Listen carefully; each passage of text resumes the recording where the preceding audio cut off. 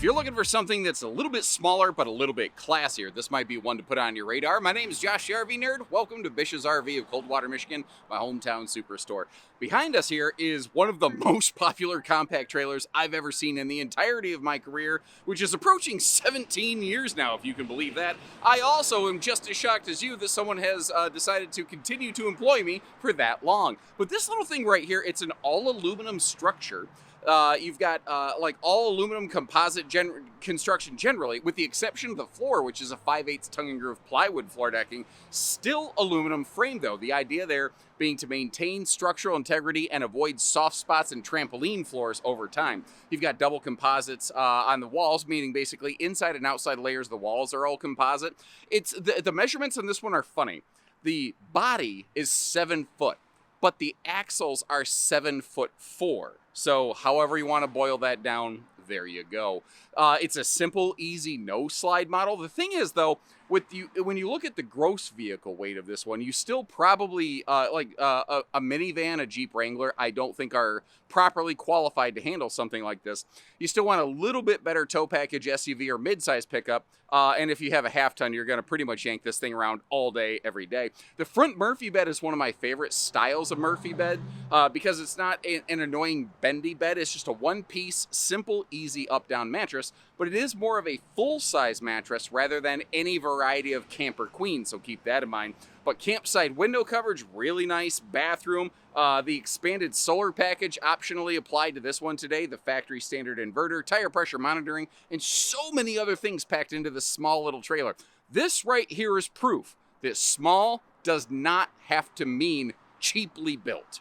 And as we go, I do apologize. It appears that before I recorded this footage, I don't know when, because this is just out here at our facility, somebody trounced through this thing with like super dirty shoes and decided to put their feet on everything. Now, the good news is that if you're the one that chooses to take this camper home, you won't have to deal with that because we clean all the RVs and show you how they work for you at no additional charge. We don't do hidden fees at Bish's RV for the services that you should just get, but it's annoying. Anyway, what I want to focus more on is the RV. Deceptively good campsite window coverage. And notice how the entry door does have a privacy shade. While we're looking up top here, I want to point out a couple things. I like to share the good with the bad. Something I don't love is a 6'1" low sidewall, industry standard 6.5. But the total height of the RV in the middle of the arch is 6.5 feet because they have a very aggressively barreled ceiling.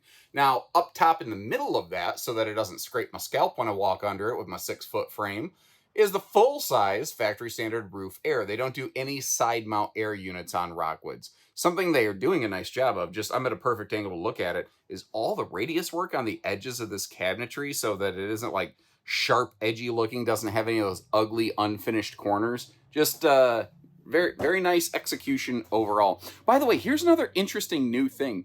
Their valances, they've gotten rid of the like cardboard valances. The valances over the windows covering the roller blinds are actually metallic. So they are like magnet friendly, which can be really handy actually in an RV for little storage organization purposes. Now this is a little couples camper. They do not offer furniture swaps, which is a bummer, but if you appreciate that, I'll go out of my way to let you know what an RV doesn't do. Maybe, I don't know, just drop me a little note that says thanks or whatever. But it is a little couples camper. You can fold the dinette down to a little sleeper. I'll probably demonstrate that in a little bit. You might notice how it's a single pedestal leg, but there's that wooden box down there. That box is literally the wheel well. So, you know, that's part of the reason, like, oh, I'd love to put a theater seat here. Not going to happen. It just ain't going to have room, you know. All pocket screwed lumber core cabinetry. And they have this smart command system here. And frankly, I used to love the idea of the smart command systems. I have absolutely adopted the preference of just give me a button to push. Now, this thankfully does still have buttons to push. But if you say its name, you say this phrase right here, which I don't want to do because then who knows what demon's going to start controlling this camper. You can do all kinds of neat things. Then it gives you these little QR codes. And allegedly, this isn't connected to China, so they're not listening to you. I don't know if that's true or not. I know that's what I've been told. But I've also been told that before in the RV industry, only to find out, oh yeah, actually our stuff was connected to China. Oops, wink. So yeah, I I just don't like them. Anyway, this is our solar charge controller up here. One good recommendation is get familiar with these because they seem to always, I bet this is set to settings set. Yep, it's set to an AGM battery factory standard. So we're going to change that to flooded because that's what I have on it. And now suddenly the thing's going to start charging correctly, which currently it hasn't been doing. But a 30 amp charge controller standard. That's a 12 volt smart TV. And they give you a couple different decent places to be able to watch TV. If you're up front on the Murphy sofa, like I've been for most of this video, it's great. If you're sitting here at this booth, it's going to work very well. If somebody is sitting at the other booth, well, then it's probably not TV time anyway. Someone's like, yeah, but if somebody sits there, their head's in the way. Chances are, if you have both people sitting at the dinette, it's not because it's TV time. Just a theory. I could be wrong. I don't know. The kitchenette is compact, but the camper's compact. They did the best they could, but they really packed a lot of stuff in here, including a factory standard larger propane oven. Ovens used to be optional in Geo Pros. This is one of the larger, like 20, 21 inch oven varieties. And you don't have to option that in anymore. It's just there. Then this is a 12 volt compressor fridge, but it actually still has a separate freezer. They went with a little smaller model, which is a little more energy efficient, but that left room for the microwave above. Here's another question people might ask, kind of like the furniture. Can I get it without the microwave and get it with a bigger fridge? No, they just do not do that. They do not offer it. It would be a neat idea. They just don't offer it whatsoever. One thing they do include, thankfully, that I do like is a little countertop extension here. It's not counter flush, but it's an extension. It's at least something. I'm not going to knock them for doing work. There's a way it could be a little better, but I'm not mad about it. It's easy to miss the power outlets over there around the corner. Now, as long as I'm up close and personal with Monsieur Window over here, let's go ahead and demonstrate the blackout roller shades. And this is a fire escape window. People ask if those can open for airflow. They open for awesome airflow, actually. The fire escape windows are probably the best source of airflow in the entire RV. Because this RV having the frameless windows, they don't really open for massive airflow, but the big XL bath fan really does help. And it really is the details that separate this one for me. The little, I call it a simulated cinema seat. The kick out incliners. It's not a true theater seat recliner because the back doesn't move. But if you just want to kick your feet up a little bit, you can. I will say, if you have very bad posture and you have no flexibility like me, it kind of stretches the old hammies a little bit. You kick your feet up, you're like, ooh, okay, we're getting an athletic stretch out of this equation. I don't know where I was going with this, so we're gonna move on. The 2-in-1 function of this Murphy setup in the front, though, I do like their execution of it. This is, again, it's not, the RV industry loves to call everything a queen that isn't and a king that isn't. They'll call this a queen. I think in residential terms, it's pretty much a full-size bed. And again, I always try to be very candid and fair. If you look at the sofa armrests, they put them there so that during the day, it looks very complete. But at night, when the bed's down, it means that you're pretty much crawling into the bed. But since this is not a folding bendy bed, it's much easier to deal with because you have those little buckle straps there. You'll have to stuff your pillows somewhere to get them out of the way. But for the most part, you just put the bed up and down. You don't have to remake it all the time. A couple extra things. The black box over on the left of the stand is your remote, basically your control panel for the 1800 watt factory inverter. All household outlets in this RV are prepped and run to that inverter. You see some USB plugs over there, some household plugs over there up in that headboard area. You'll see some more household plugs over here on the right side of the stand. So you have some dedicated for bed use. You have some for daytime use. You could probably make a little bit of both work, a little bit of either way. And just to give you an idea of how this whole situation operates, I'll put my chubby self in front of the camera and show you how everything works. First of all, I'm never going to tell you that any RV mattress is like the best thing ever. That's a very subjective claim. I don't think they're the best mattresses ever. My 2 cents. This is not the worst I've ever been on. This mattress, they at least try to give you something you won't have to immediately throw into a landfill. I respect that. I would still put a foam topper on it. That's just me. But let me scoot my butt back here. I have a no shoes on the furniture policy. So if you ever see me on a Murphy bed with my shoes on, It's because it's not a full 80-inch bed. Oh, I didn't realize how tight my back was laying down like this. I'm just crack-a-lacking like crazy. But to kind of fill the blanks there a little bit, they do have a blackout roller shade here, and obviously you see the magnet holdbacks helping keep that in place right there. So it's not a full 60 inches wide like your home queen. It's not 80 inches long like a home queen. I think it's 54 by 74, which I'm pretty sure is a full-size mattress in residential terms. One thing they do here, though, because this is a one-piece Murphy bed, it has a lock. I can't just pick it up. I have a pinball wizard little thing that I pull right here. That comes up. There's a lock on each side. You really, of course, I'm fumbling with it. There we go. But you really only need one for like daytime use. And when you pull the bottom of this up, a lot of people start trying to shove it, pull the back in, and then everything drops down simple and easy. So up, down, in between, this is one of the easiest to operate Murphy beds. There's some downsides to it, though. The fact that it changes how the front pass-through works. It's smaller with this style of Murphy bed. But personally, if I was going to get a Murphy bed, it's this style that I would like. But there's nearly nobody else even building a Murphy bed like this anymore. So hopefully that's all helpful. We like to provide straightforward, no-nonsense information in our videos. No nonsense whatsoever.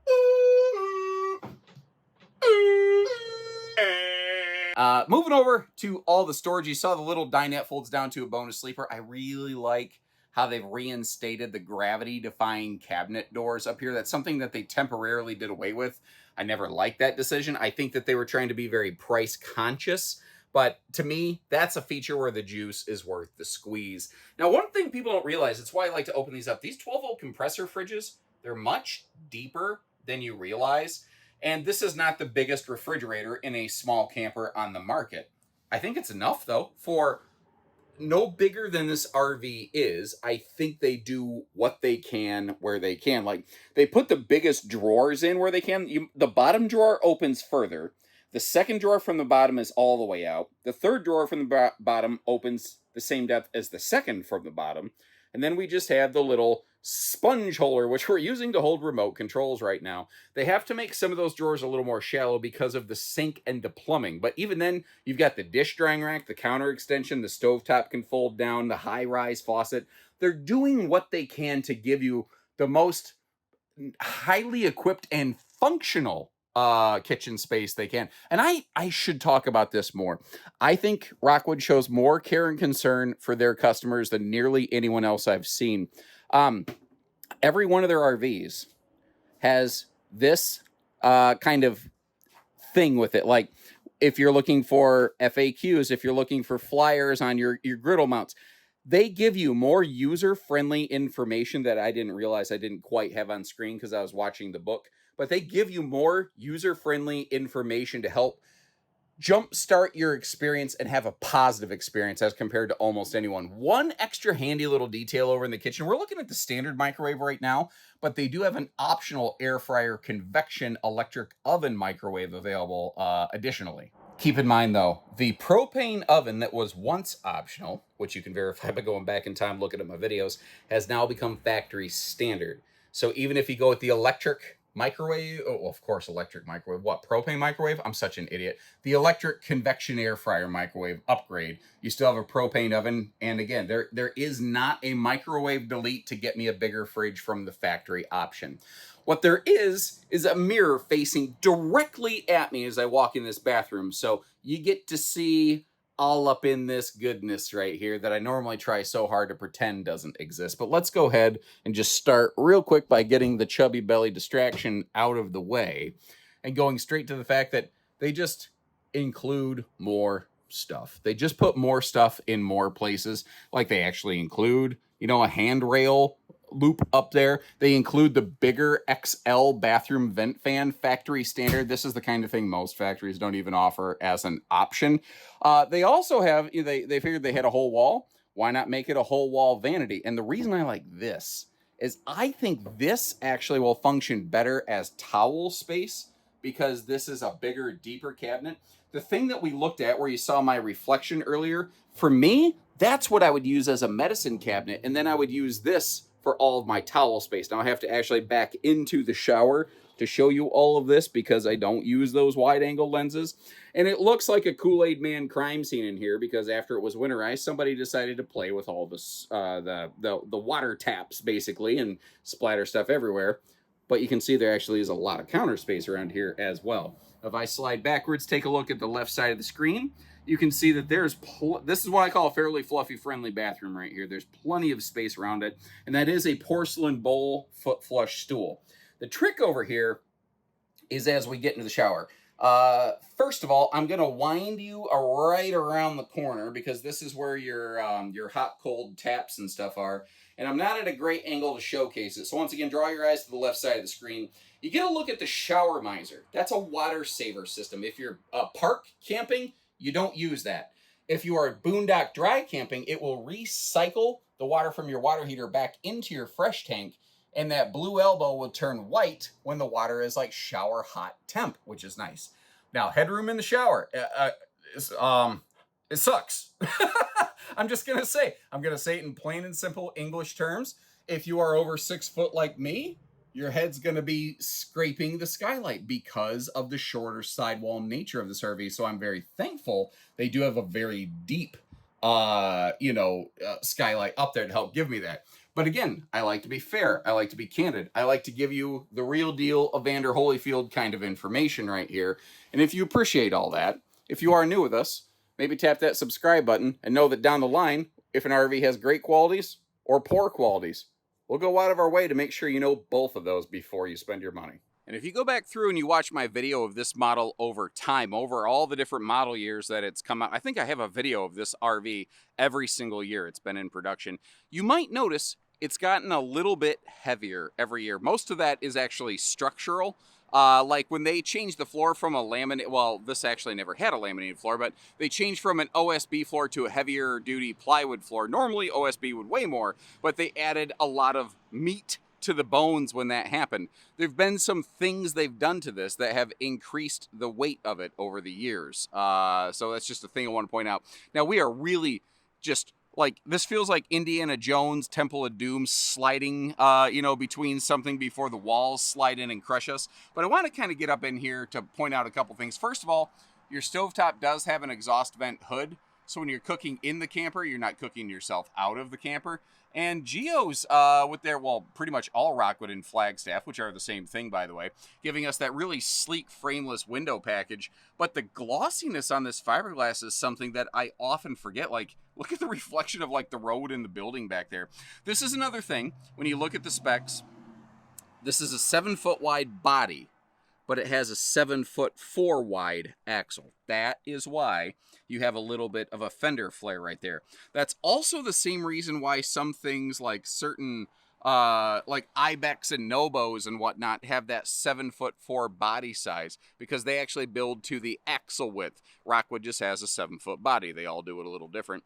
If you were looking closely, you might have noticed all slam latches on all exterior cargo compartments. This is like one of the very smallest series of RVs I've ever seen do that. Also take note, not just the power tongue jack up front, but the double propane tanks. Usually, not always, but usually in the industry, the number of propane tanks you get mirrors the number of axles the RV has. It's not for any reason. There just happens to be a correlation there, effectively.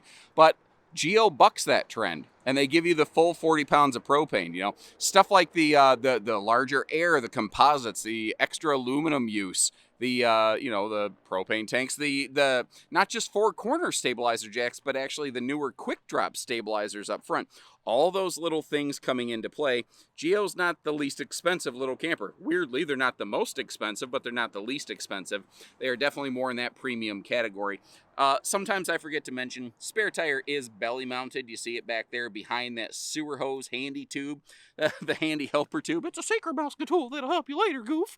On either side of the Murphy bed, you see this black void You know, sometimes when you stare into the void, it stares back. This is just on either side of the Murphy bed. They just utilize whatever cargo space they have. You might notice some of the screws there. If for some reason you do need to access or work on that Murphy bed mechanism, basically you can pull that panel out of there. As long as I'm over here, you see the all magnet latches. The again, the keyed slam latches you can lock down. You do have a pass-through compartment. It is literally the storage under the sofa, so you can get to it from inside or outside.